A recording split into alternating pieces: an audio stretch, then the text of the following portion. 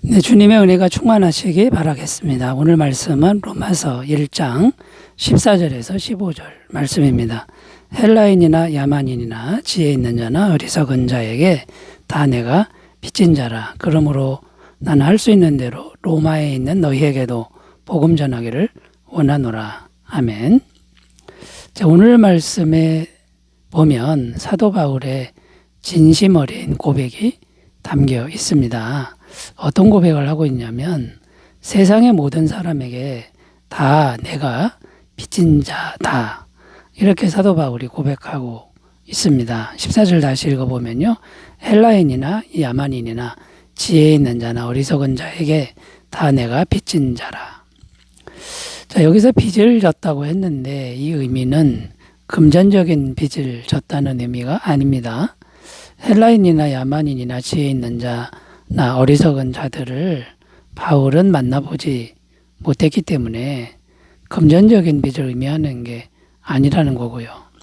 이것은 복음에 있어서 빚을 졌다는 것인데 세계의 모든 사람들에게 복음을 전해야 하는 빚이라는 겁니다. 쉽게 말해서 세계 선교의 사명을 의미하는 것인데요. 바울은 세계 모든 사람에게 복음을 전하는 것을 자기 인생의 빚으로 여겼다라는 것입니다. 바울에게 이런 빚진 자 의식이 있었기 때문에 바울은 평생 복음을 전하는데 최선을 다하는 삶을 살았습니다. 사도행전 20장 24절 읽겠습니다.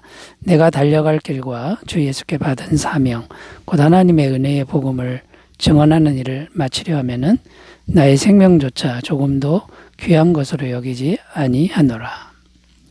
자, 이 말씀에 보면 사도 바울의 복음에 대한 심정이 잘 나타나 있는데요.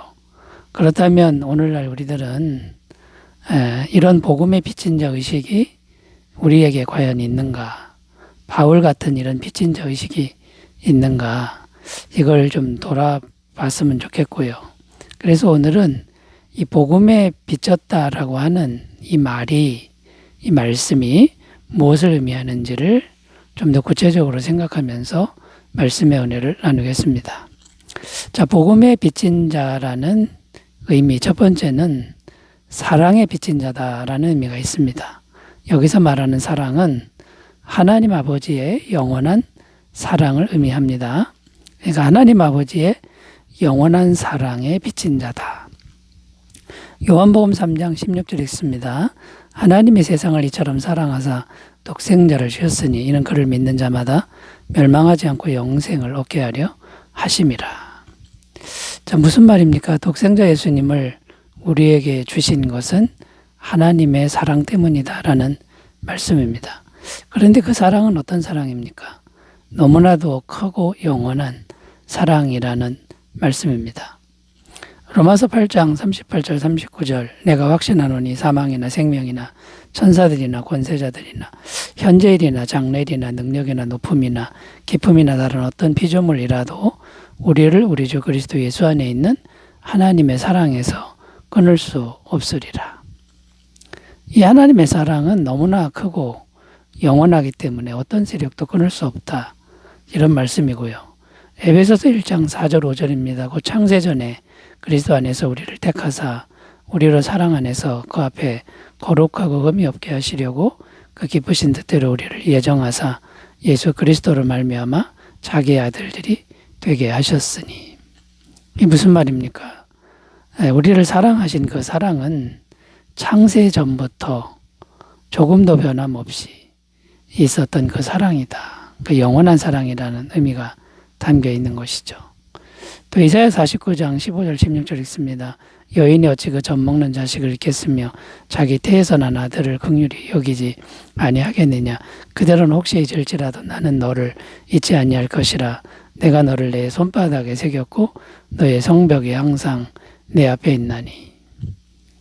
젖먹이의 어미는 젖먹이를 혹시 잊을지 몰라도 하나님은 절대로 우리들을 잊지 않는다. 그 정도로 영원하고 크고 확실한 사랑이다. 이것을 말씀하고 있습니다. 자, 그런데 이런 엄청나고 영원한 사랑을 어떻게 알게 되는 것입니까? 누군가 예수님의 피 묻은 복음을 전해 주었기 때문에 하나님 아버지의 그 크신 사랑을 알게 되었다라는 것입니다. 누군가 복음을 전해 주었기 때문에 이 사랑을 알게 되었으니 복음에 빚진 자는 사랑에 빚진 자다 이런 말이 되는 거고요. 그러면 복음에 빚진 자가 해야 될 일은 이 사랑이 충만한 복음을 다른 사람에게 전하는 일을 해야 된다라는 것입니다. 자, 그럼 사랑의 복음에 빚진 자가 어떻게 복음을 전해야 합니까? 우월의식이나 잘난 척을 하는 게 아니라 예수님의 사랑하는 마음, 하나님의 그 영원한 사랑하는 마음을 우리가 마음에 품고 사랑의 마음으로 전해야 되고 또 함부로 무례하게 전하는 게 아니라 인격적으로 복음을 전해야 된다라는 것입니다. 고린도전서 13장 4절 7절 사랑은 오래 참고 사랑은 온유하며 시기하지 아니하며 사랑은 자랑하지 아니하며 교만하지 아니하며 무례히 행하지 아니하며 자기의 유익을 구하지 아니하며 성내지 아니하며 악한 것을 생각지 아니하며 불의를 기뻐하지 아니하며 진리와 함께 기뻐하고 모든 것을 참으며 모든 것을 믿으며 모든 것을 바라며 모든 것을 견디느니라.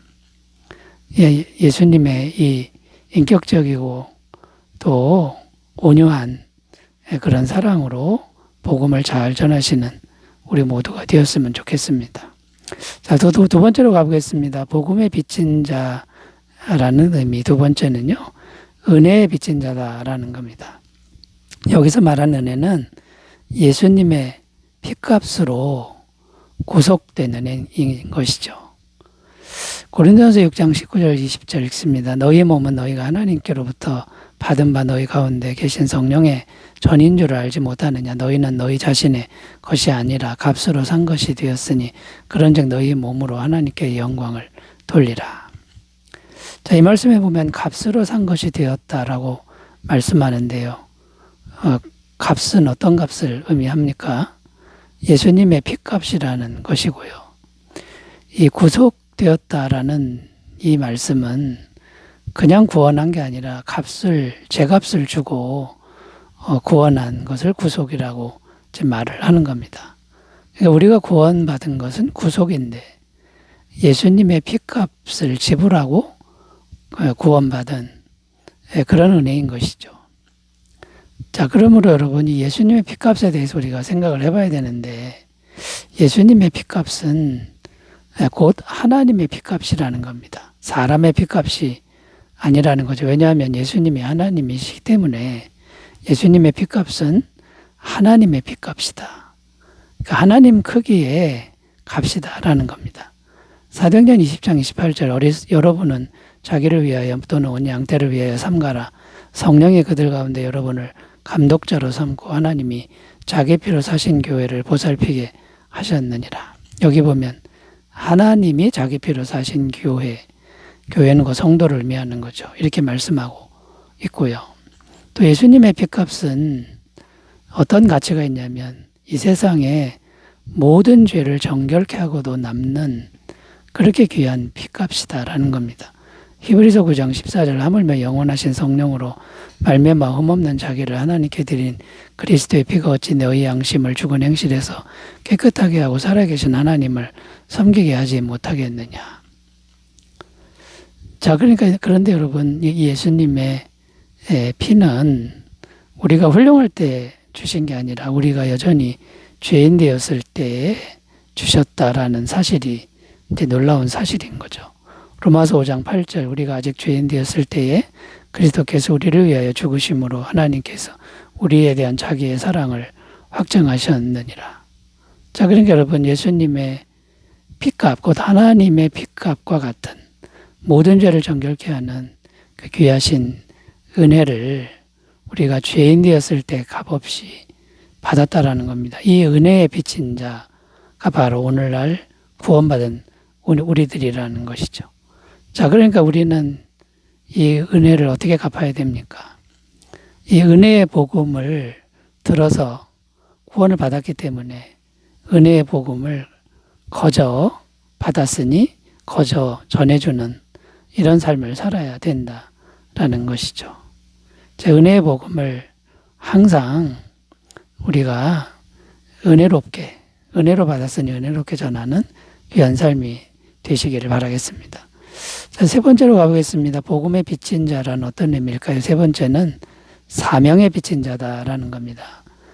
여기서 말하는 사명은 구원받지 못한 세상의 모든 사람들에게 복음을 전해야 하는 사명을 의미하는 겁니다.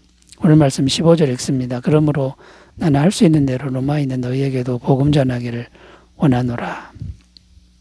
자, 로마 교회에도 가서 복음을 전하고 싶다는 말씀인데 로마 교회만 가고 싶은 것이 아니라 로마를 거쳐서 전 세계를 향하여 복음을 전하러 가고 싶다.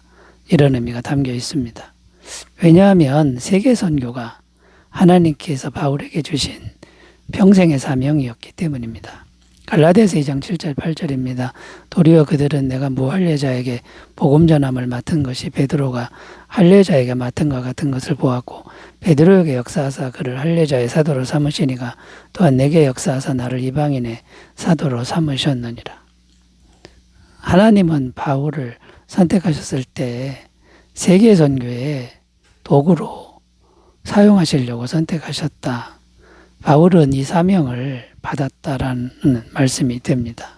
그래서 바울은 전 인생을 모든 것을 다 바쳐 세계를 다니면서 복음을 전했습니다.